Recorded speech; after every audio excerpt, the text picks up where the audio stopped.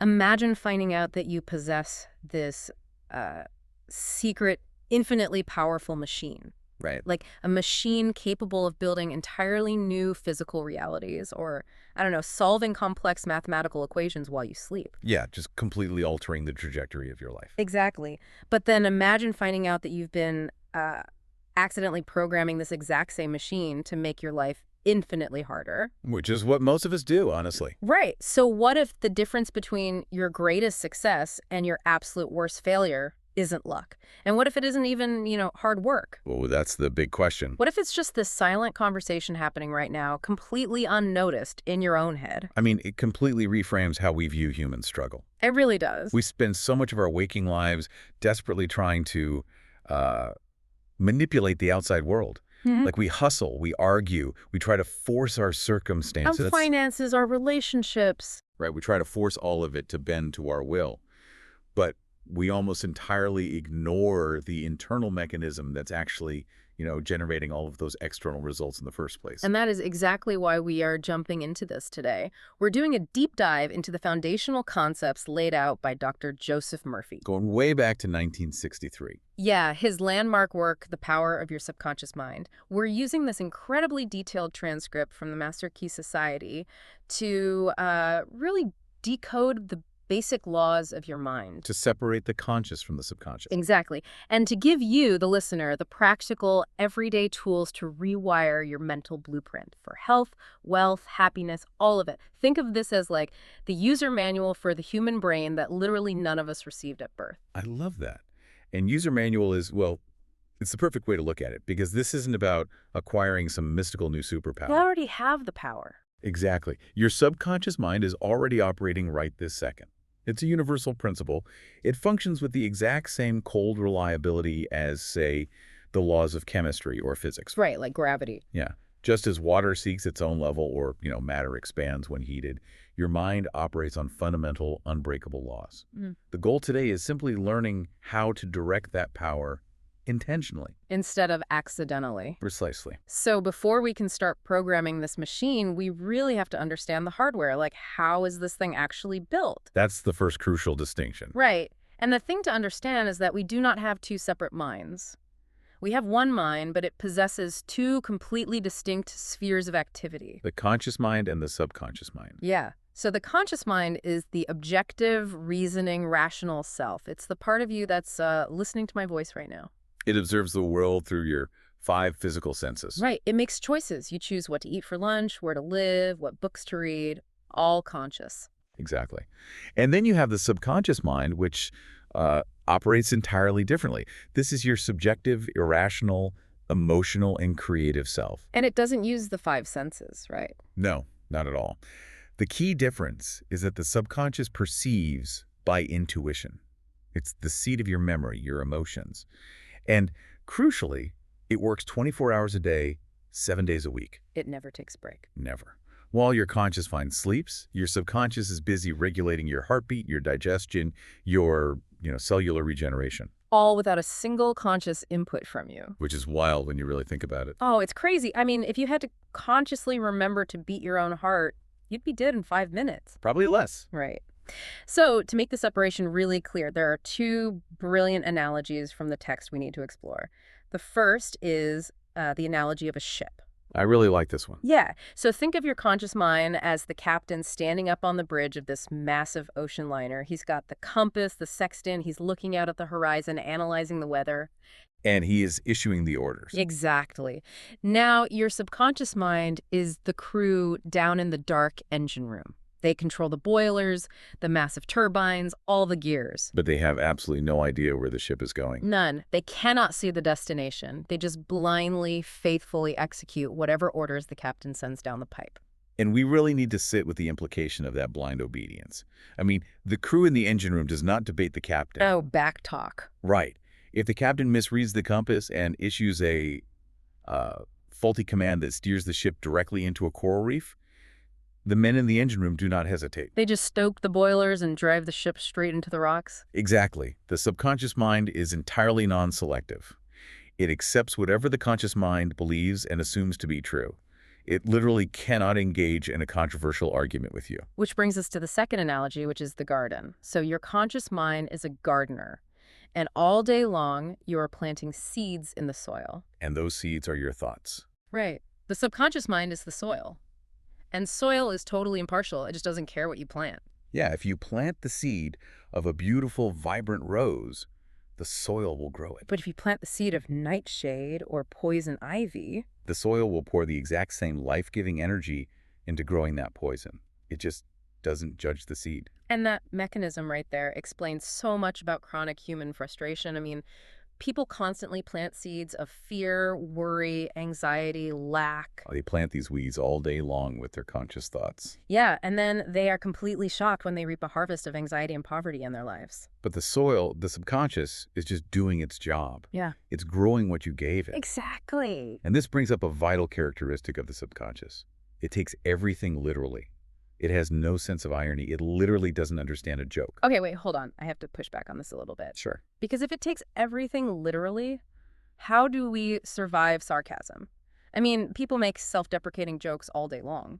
If I'm frustrated and I roll my eyes and say, ugh, just kill me now, or I'm such an idiot, am I literally issuing a death order or a stupidity command to my engine room? In a subtle but very real way, yes. Wait, seriously? Obviously, a passing sarcastic remark won't cause you to instantly drop dead, because your deeper core belief is that you want to live. Okay, that's a relief. But the subconscious doesn't filter out the sarcasm. It logs the emotional tone and the instruction. If you consistently make self-deprecating jokes, you are steadily dripping a suggestion of inferiority into your subconscious. No. Over time, it will begin to orchestrate your behaviors, your body language, your decisions. It aligns you with the identity of someone who is, as you said, an idiot. It shapes your reality to match your repeated literal commands. That is actually terrifying. And there's a painfully relatable example of this literalism in the text. Oh, the financial one. Yes. Someone sees a luxury item, let's say it's a trip to Europe or a beautiful new house, and they sigh and casually say, I can't afford it. We all say that. All the time. But what happens mechanically in the brain? The conscious mind issues the order. The subconscious mind, the crew in the engine room, receives the message. The boss cannot afford this. And immediately, it sets to work orchestrating your reality. Right. Limiting your peripheral vision to new opportunities, draining your motivation, just to ensure that you remain in a position where you truly cannot afford it. You literally command your own financial lack. You're programming a firewall against wealth. Yeah. Your subconscious is essentially this incredibly powerful, naive supercomputer. Like it has limitless processing power, but zero spam filter. Exactly. Zero filter to block out bad code. Every passing thought, every offhand complaint is a line of code being executed. So the terrifying part is that we are constantly feeding commands into this computer without even realizing it. Yeah, all day long. And if this supercomputer is so vulnerable, it brings up the question of how the programming actually gets in. Which brings us to the mechanism of suggestion. Right. Because the subconscious cannot reason or compare, it's highly vulnerable to suggestion. And this comes in two forms. Autosuggestion and heterosuggestion, right? Yes. Autosuggestion is the programming you give yourself. Heterosuggestion is the programming given to you by the outside world. And if we're honest, the heterosuggestion we receive from the world is usually pretty grim. Oh, it's overwhelmingly negative. If you look back at childhood, we are absolutely bombarded with negative programming. Parents, teachers, the news. They constantly feed us lines like, you can't do that, you'll never amount to anything. The world is going to hell. You can't trust anyone. Life is a struggle. Right. If you're listening to this, think about the implicit rules you were taught about money or health or success when you were like 7 years old. We just internalize this massive catalog of limitation. We do. But here is the critical life-saving safeguard that Murphy highlights. A suggestion from the outside world has absolutely zero power over you on its own. Zero power. It is completely powerless until your conscious mind, the watchman at the gate, accepts it as true. Ah. You have to give your mental consent. You have to entertain the thought and agree with it. Only then does it slip down into the subconscious soil and begin to take root. I want to look at a few historical stories from the text that illustrate just how extreme this power of suggestion can be. especially when that watchman at the gate falls asleep and accepts a bad idea. There are some wild cases. There's this one wild story about a man who goes to see a crystal gazer, like a fortune teller, in India. Oh, This fortune teller looks at him, looks at the crystal, and says, "You have a bad heart, and you are going to die at the next new moon." and we have to look at the man's state of mind here. He was perfectly healthy when he walked in, Completely fine. but he completely accepts this negative heterosuggestion. He genuinely believes the fortune teller has these mystical, undeniable powers. So he just surrenders his conscious reasoning. Exactly.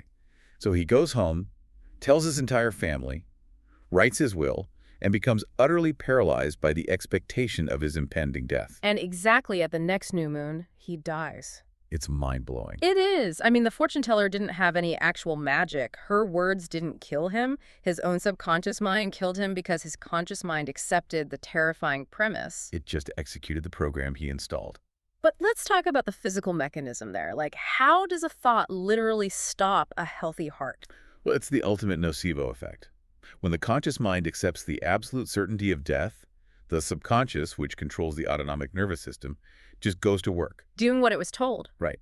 It can radically alter blood pressure, flood the system with lethal levels of stress hormones like cortisol and adrenaline, and induce a fatal cardiac arrhythmia. Wow. The mind simply turned off the life support systems because the captain ordered the ship to sink. That is intense. To contrast that, let's look at the analogy of the seasick passenger versus the weathered sailor. This is a great comparison. Yeah, imagine you're on a cruise ship and you walk up to a pale, timid-looking passenger and you say, "My goodness, you look awful. You're completely green. I'm certain you're going to be seasick." What happens?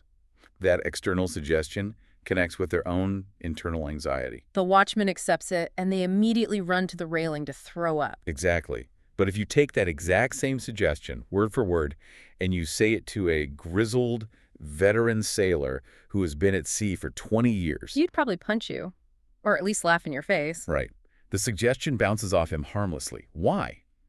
Because his subconscious is deeply conditioned with an unshakable belief in his own immunity to seasickness. So the external suggestion is powerless against his internal conviction. Yes.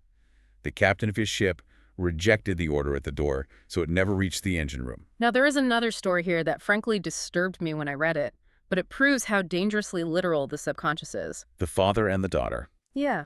So a father has a daughter who is suffering from a crippling form of arthritis and a severe skin condition. And the father is desperate. He wants her to heal more than anything. Naturally. But he repeatedly uses a very specific common idiom. He keeps saying over and over, "I would give my right arm to see my daughter cured."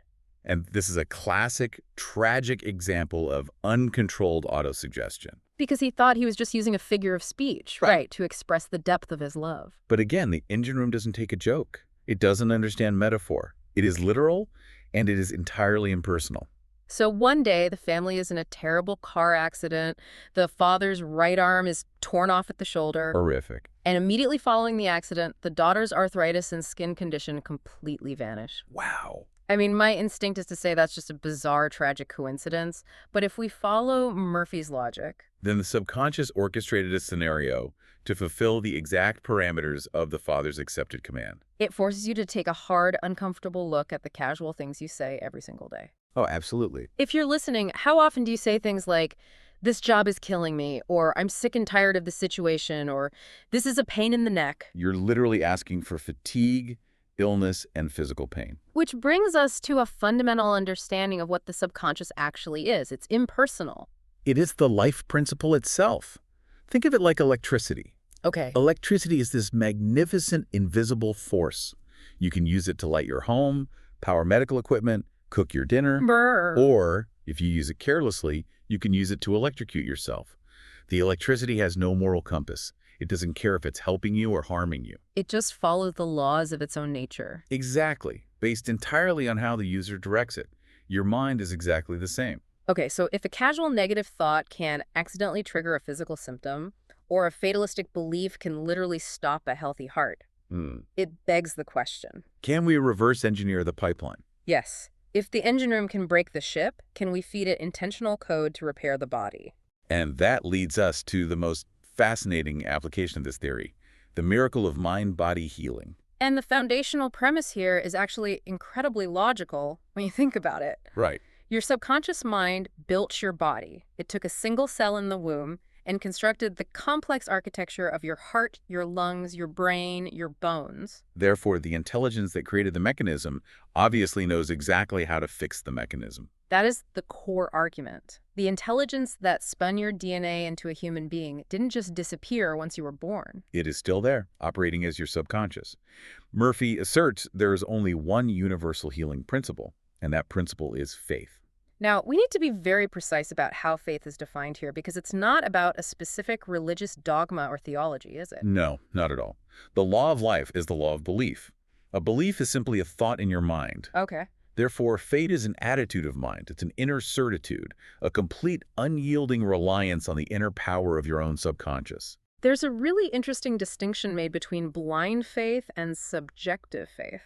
Can you break that down? Because I think this unlocks how a lot of supposedly miraculous healings actually work. Certainly. So, blind faith occurs when a person achieves physical healing without any real scientific or psychological understanding of the powers involved. Like believing in an amulet or something. Exactly. They might believe in a magic amulet, a special chant, a unique crystal, or the bones of a saint. But the object itself doesn't do anything. Right. The crystal or the bone has absolutely zero intrinsic healing power. But if the patient believes in it implicitly, that intense belief temporarily suspends their conscious doubt. yes, their fear, their resistance, the watchman at the gate steps aside. Wow. This allows the suggestion of perfect health to flood the subconscious without interference, and the subconscious then produces the physical healing. So what is subjective faith then? Subjective faith is when you achieve that exact same state of receptivity and acceptance, but you do it intentionally. You know exactly how the psychological mechanism works. Let's look at some historical evidence for this, because the implications are just staggering. They really are. There is the story of Dr. James Esdale. He was a Scottish surgeon who was working in India in the 1840s. And to set the scene, this is before the discovery of ether or modern chemical anesthesia. Right. And crucially, it's decades before Louis Pasteur and the medical understanding of bacteria, germs, and infection. It was an incredibly brutal, dangerous time to have surgery. I mean, the mortality rate from postoperative shock and infection was horrific. Exactly. Yet, Dr. Esdale performed over 400 major operations. We're talking amputations, massive tumor removal. Without any chemical anesthesia. None. He only used mental anesthesia. He put his patients into a deep hypnotic state. And they felt no pain. None. But here's the part that just stops me in my tracks. The mortality rate for his patients was incredibly low, something like 2 or 3%. That's unheard of for that era. Right. And patients didn't just survive the shock. They didn't develop infections. Esdale suggested to their subconscious minds while they were hypnotized that no infection or septic condition would occur. And their bodies responded perfectly to the command. It highlights the absolute, total dominion the subconscious has over the physical functions of the body. It really does. But wait, I have to stop and unpack this. Suppressing pain through hypnosis is one thing. The brain just ignores the pain signals. But how does a thought prevent a bacterial infection? It's a fantastic question. Because bacteria are physical, external invaders. Science didn't even know what a white blood cell was doing at this point in history. How does a mental suggestion stop a microbe from multiplying? Well, the bacteria are physical, yes. But your immune system, the complex army of white blood cells, antibodies, and inflammatory responses, is entirely controlled by your subconscious mind. Ah, I see. Normally, the sheer terror of 19th century surgery would flood the patient's body with stress hormones. Completely crashing their immune system. Exactly. Leaving them defenseless against the bacteria present in an unsterilized operating room. But Esdale's hypnotic suggestion changed that. It did two things. First, it eliminated the stress response, keeping the immune system robust. Second, he issued a direct command to the subconscious to mobilize its defenses. And the subconscious just obeyed. Yes.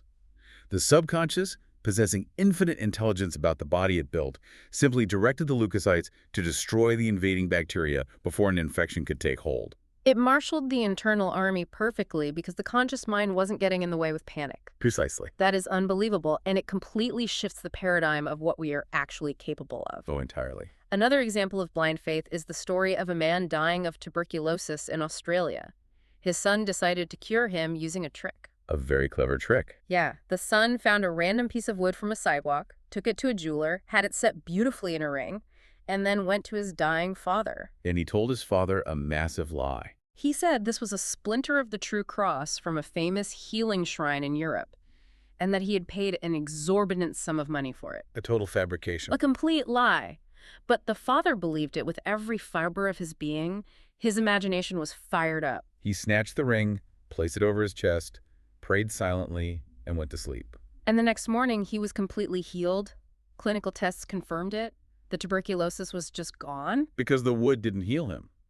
The wood was garbage. Right. The union of his intense imagination and confident expectancy, his blind faith, released the healing power already present within him.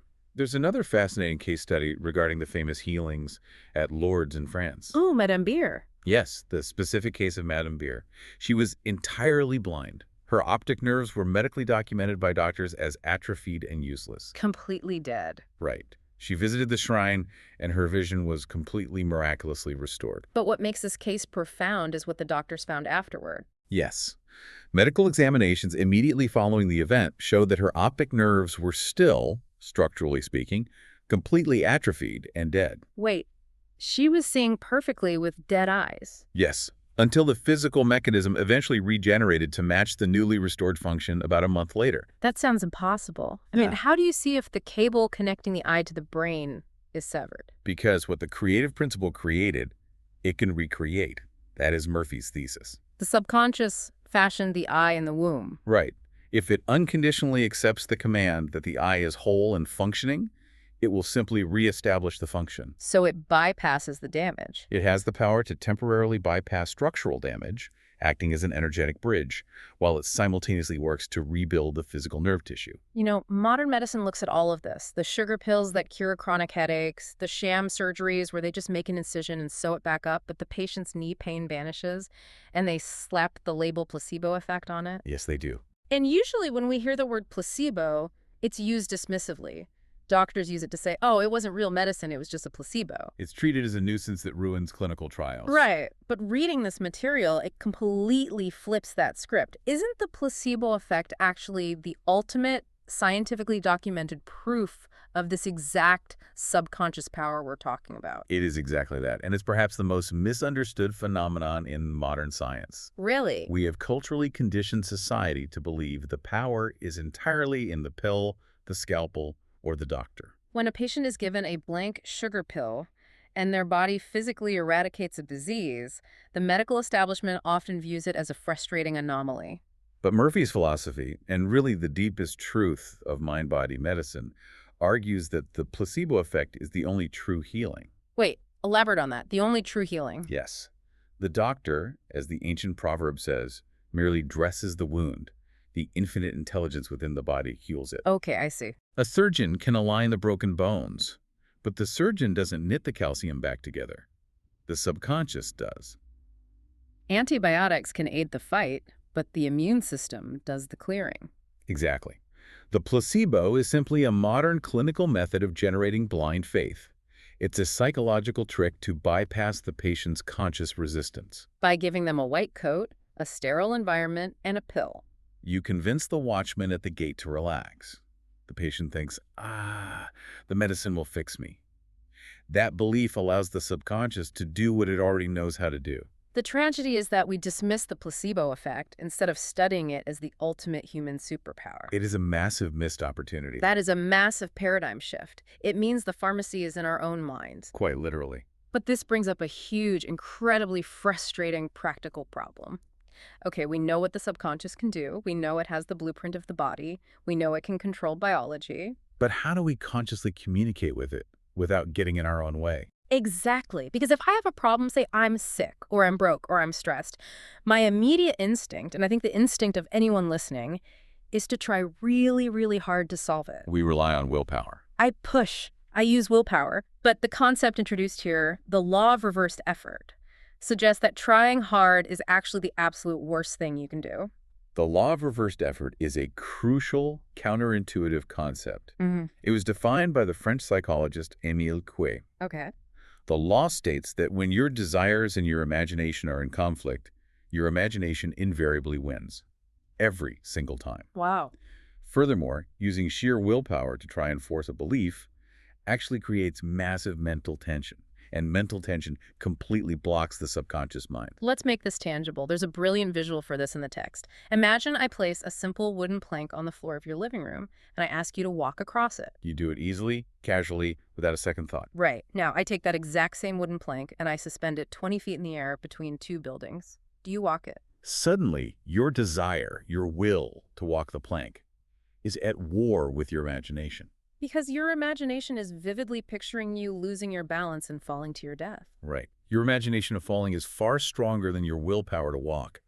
So mental effort becomes entirely self-defeating. Exactly. When you say, I want healing, but I can't seem to get it, or I am trying so hard to pray, or I'm hustling 80 hours a week to get rich. You are unconsciously acknowledging and reinforcing the massive obstacle in front of you. By exerting tremendous, sweaty effort, you're implicitly telling your subconscious that the problem is huge, terrifying, and incredibly difficult to overcome. And because the subconscious takes its cue from your dominant belief, it accepts that the problem is too big. And you end up getting the exact opposite of what you were straining for. It's like having a word on the tip of your tongue. Oh, if you're listening right now, you know this feeling. You're trying to remember an actor's name from a movie. You're gritting your teeth, flexing every mental muscle, snapping your fingers, and your mind is just a terrifying blank void. The harder you try to force the memory, the further away it gets. Then you finally give up, you surrender, you walk away into the kitchen to make a cup of coffee and pop. The name jumps into your conscious mind out of nowhere, like toast popping out of a toaster. That is the perfect, everyday example of how relaxation allows the subconscious to deliver the answer. The subconscious already knew the name. Your conscious tension was blocking the delivery channel. So to reprogram the mind, we have to bypass this mental tension. The techniques Murphy provides are all about effortless impression. Yes. The first is the Baudouin technique, named after Charles Baudouin, a professor at the Rousseau Institute. What's his method? He taught that the absolute best time to impregnate the subconscious is in a drowsy, sleepy state, specifically right before you drift off to sleep at night or just as you are waking up in the morning. I understand using a relaxed state, but why those specific times? Is it because the analytical part of the brain is essentially powered down so there's no firewall? Exactly. In that twilight state, the conscious mind's resistance is submerged. The analytical, doubting watchman at the gate is nodding off. So the negative thoughts are quiet. Right. The voice is saying, you can't do that, you don't have the money, the doctor said it's incurable. Those are quiet. Baudouin's method is to condense your desire into a very short, easily remembered phrase. You don't want a complex paragraph, you want a simple mantra. Exactly. There's a great example of a woman who used this. She was embroiled in a highly toxic, stressful family lawsuit over a will. Her family was fighting, lawyers were draining her bank account, and she was miserable. Just a terrible situation. Instead of trying to force a victory or worrying about the judge, she used the Baudouin technique. She condensed her desire into the phrase, "It is finished in divine order." That's perfect. Every night, as she felt herself drifting into sleep, she repeated that phrase slowly, quietly, over and over, like a lullaby. And the result was remarkably swift. After 10 nights of this gentle programming, she woke up with a profound, unexplainable sense of peace. And that very morning, her attorney called her. The opposing family members had suddenly, unexpectedly offered a harmonious settlement. The lawsuit was just dropped. She bypassed the conflict entirely because her subconscious orchestrated a peaceful resolution behind the scenes. Another incredibly practical technique is the mental movie method. Oh, I love this one. The idea here is that a picture is worth 1,000 words to the subconscious. You create a vivid, sensory-rich scene of the end result you desire. You do not picture the process of getting there. You picture the absolute completion. Right. William James, the father of American psychology, emphasized that the subconscious will bring to pass any picture held in the mind and backed by faith. This is highly effective for business. Murphy gives the example of real estate agents. Yes. If an agent is trying to sell a home, they're instructed not to look at the slow market or worry about interest rates. Instead, they quiet their mind, get into that drowsy state, and mentally picture holding the exact check for the sale in their hands. They imagine feeling the texture of the paper, rejoicing in the specific amount written on it, expressing profound gratitude. And then going to sleep, feeling the naturalness of the whole movie. By doing this, they are impressing the mental plate. The subconscious will then arrange the necessary currents, the right buyer, the right timing, to bring that transaction into physical reality. Now, I also want to talk about the argumentative method, which was used by Dr. Phineas Quimby back in the 1800s. This one really appeals to me because it's almost the opposite of the sleepy state. Right. It's highly active, but entirely internal. You act as a defense lawyer in the courtroom of your own mind. You literally argue down the disease or the problem. Yes. You build up evidence that the sickness is just a shadow of a false belief. You point out to yourself that the subconscious created the body and has the limitless power to fix it right now. You keep arguing your case with spiritual and logical evidence until you convince yourself, reaching a verdict of absolute health. Once your conscious mind is entirely convinced, the subconscious executes the verdict. It's a brilliant use of logic to defeat fear. It really is. What all these techniques have in common, whether it's repeating a lullaby, directing a mental movie, or arguing in a mental courtroom, is that they completely bypass the panicked, forcing nature of everyday willpower. They are tools to gently but firmly align the conscious request with the subconscious mechanism. Okay, so we've spent a lot of time talking about the physical body and internal healing.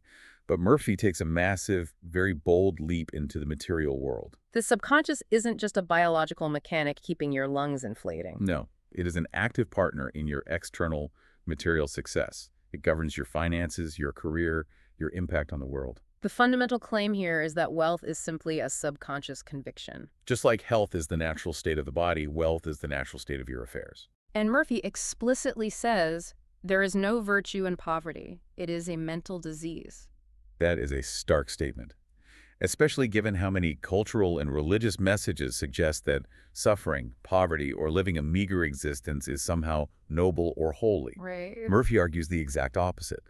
He states that you are here to grow, to expand, and to lead a full, abundant life. You cannot do that without adequate resources. If you are constantly struggling just to survive, you are going against the life principle itself. But the tragedy is that many people actively, though unknowingly, repel the very wealth they're desperately praying for. Yes. This is what the book calls the stumbling block of envy. If you're listening, think about how you react when you see someone else succeed. Imagine you are struggling to pay your rent, and you see a former colleague or a competitor depositing huge sums of money or driving a luxury car. If your immediate visceral reaction is envy, if you start muttering, oh, he's a crook, he must have a racket, he's ruthless, wealthy people are greedy, you are literally signing your own financial death warrant. Why? Because you are criticizing the exact thing you want. You are associating wealth with evil, dishonesty, and corruption in your subconscious. And your subconscious is programmed to protect you. It will make absolutely sure you never become the very thing you despise. It's the law of action and reaction. Your conscious thought of envy is the action. The subconscious repulsion of wealth is the reaction. If you condemn the wealth of others, wealth takes wings and flies away from you. The remedy prescribed is to completely flip your reaction. When you see someone succeeding, you must consciously rejoice in their success. Mentally bless them and wish them even greater wealth. This neutralizes the negative, toxic emotion of envy and aligns your own subconscious with the flow of abundance. You are telling your engine room, wealth is good. Bring me some of that. The book also outlines 3 steps to success, and they are surprisingly practical, not just mystical. Step 1, find out the thing you love to do and do it. Step 2, specialize in some particular branch of that work and strive to know more about it than anyone else. Become an undeniable expert. But step 3 is the vital key that unlocks the whole thing. You must ensure that your work serves humanity, not just your own selfish ends. That 3rd step is vital because it completes the energetic circuit. If your desire is purely selfish, if you just want to hoard money for your own ego, the circuit is broken. The text suggests this leads to limitation, frustration, or even illness. The idea, the business, or the service must go forth with the genuine purpose of blessing the world, and then it inevitably returns to you multiplied. There are some amazing historical and anecdotal examples of this wealth manifestation in the text. There's a story of a young boy in Australia. Oh, the medical student? Yeah, he had absolutely no money, no connections, but he desperately wanted to be a physician and surgeon. He worked a menial job cleaning out doctors' offices. Every single night before he went to sleep, he used the mental movie method. He vividly visualized a prestigious medical diploma hanging on the wall with his name on it in big, bold letters. He was cleaning the real doctor's diplomas during the day, so the image was incredibly sharp and realistic in his mind. He sustained that mental image every night for months. He didn't worry about where the tuition money would come from. He just lived in the end result. And what happened? The subconscious orchestrated the means. One of the doctors whose office he cleaned took a liking to him, trained him as a technical assistant. And eventually became so impressed by the young man that he paid for his entire medical school education. The boy willed the end, and the subconscious effortlessly provided the means. And it's not just for personal wealth or career advancement. The subconscious can actually be used to solve incredibly complex intellectual and scientific problems. We've got the story of the famous chemist Friedrich von Stratnitz. He was exhausted, working himself to the bone, trying to figure out the chemical structure of the benzene molecule. He was hitting a brick wall. He couldn't crack it with conscious effort. Finally, he turned the problem over to his subconscious mind, completely let it go, and relaxed. Shortly after, while he was dozing, he had a sudden flash, a daydream, or vision of a snake biting its own tail, turning around and around like a pinwheel. That ancient symbol, the Ouroboros, it was his subconscious mind communicating the answer. The benzene molecule is a ring structure.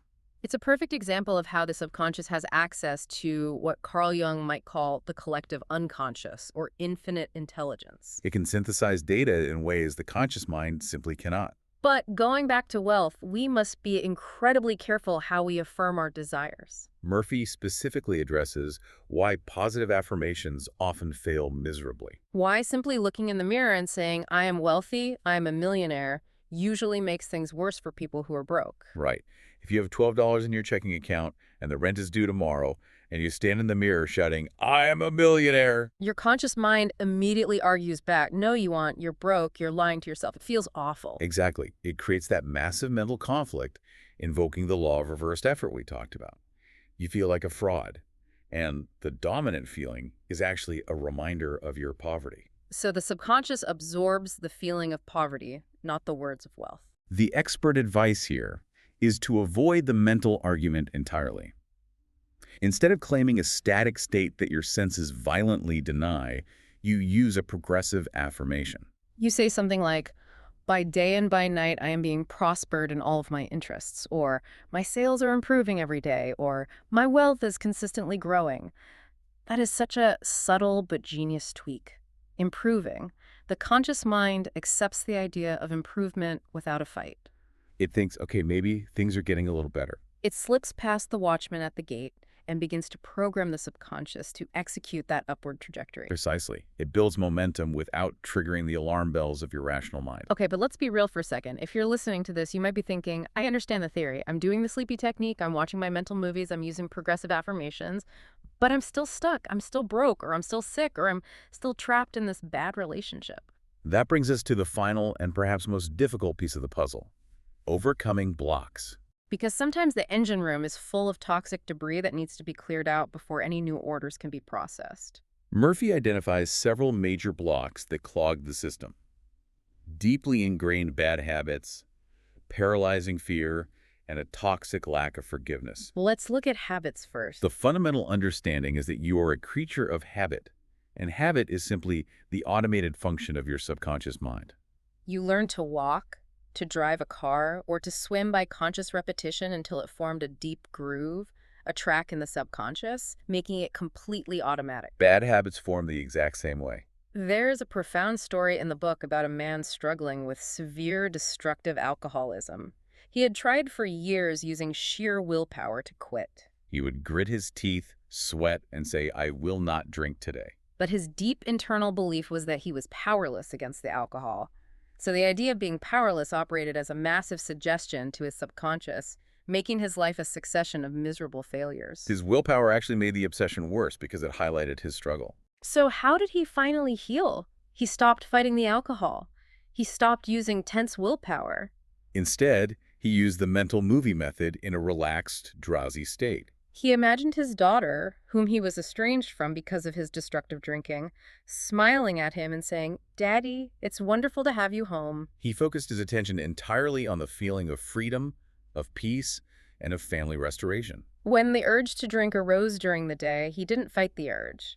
He immediately switched his mental film to the vivid, emotional image of his daughter. Eventually, this new image established a stronger track in his subconscious than the alcohol track, and he achieved complete, lasting sobriety. And what about fear? Fear is essentially a negative visualization, right? It's using your magnificent mental movie studio to produce horrific horror films starring yourself. The book gives the example of a corporate executive who was absolutely terrified of riding in elevators. It was so bad he would walk up 5 flights of stairs every day to his office. His method of overcoming it is quite beautiful in its simplicity. He didn't just force himself into the elevator and endure panic attacks. He began to bless the elevator. He deliberately reframed his relationship with it. He would stand in the lobby and consciously affirm that the elevator was a wonderful invention, a marvel of engineering, a boon to humanity, operating perfectly and safely in divine order. He did the thing he feared in his imagination first, associating it with feelings of peace and positive emotion. By changing his conscious inputs, his subconscious slowly lost the conditioned fear response. But the biggest block, the one that Murphy spends a significant amount of time on, is forgiveness. He argues that you absolutely must forgive everyone, including yourself. Holding on to resentment, anger, or a desire for revenge is likened to taking daily doses of mental poison. When you are deeply resentful towards someone, you are the one generating those negative, destructive thoughts in your own mind. The other person isn't damaged by your hidden resentment.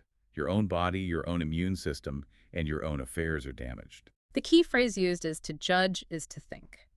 When you arrive at a harsh mental verdict about someone else, you are the one doing the thinking. Therefore, you are creating that toxic reality within your own subconscious. The subconscious doesn't know you are thinking about someone else. It just feels the poison and applies it to you. Furthermore, if you hold on to guilt about your own past actions, you are essentially commanding your subconscious to punish you, which it will gladly do through accidents, financial loss, or illness. Now, I have to push back here because this is where a lot of people violently struggle. It's very difficult. If you're listening, you might be thinking of someone who did something truly heinous to you. Abuse, betrayal, theft. When we talk about forgiving someone who has done terrible things, it feels like we are letting them off the hook. It feels unjust. It feels like we are saying what they did was okay. How do we reconcile the sheer difficulty of forgiving terrible acts with this philosophy? It is the most common and understandable resistance to this work.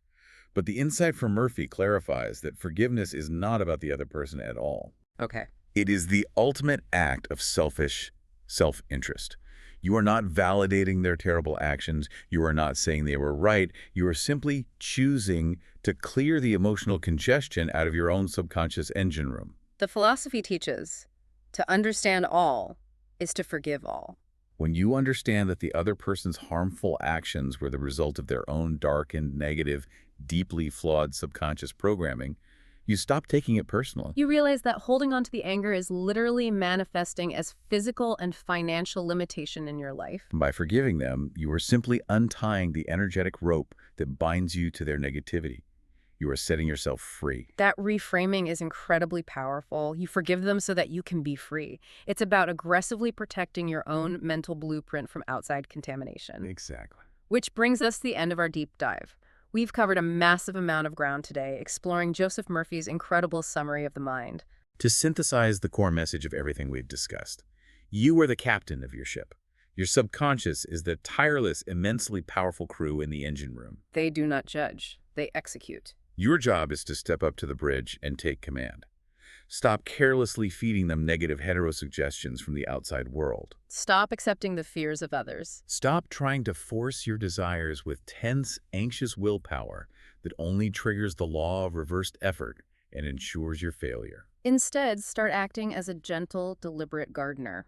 Plant conscious seeds of health, wealth, and peace, especially during the quiet, drowsy, receptive states of your day. Exactly. Find that quiet moment right before you fall asleep tonight and let your final thoughts be of absolute fulfillment, peace, and gratitude. And I want to leave you, the listener, with one final provocative thought that really struck me in the source material. Oh, about the storehouse of memory. Yes. We touched on this briefly with the chemist solving the molecule structure, but Murphy mentions that your subconscious mind is a perfect, flawless storehouse of memory. It has recorded every single experience, every sight, sound, conversation, and idea you've ever encountered since the day you were born. Furthermore, it is intimately connected to a collective, universal intelligence that can reveal lost ancient cities to archaeologists, solve complex formulas in a dream, and write brilliant symphonies. It is an untouched archive of infinite potential waiting for a clear directive. So I want you to mull this over today. If your subconscious has meticulously recorded every piece of data you've ever absorbed, and it possesses the limitless processing power to weave all of that information together while you sleep. What dormant genius, what million-dollar idea, or what perfect, elegant solution to the biggest, most stressful problem in your life is sitting down there in your mental engine room right now? Just waiting for you to stop worrying long enough to simply ask for it.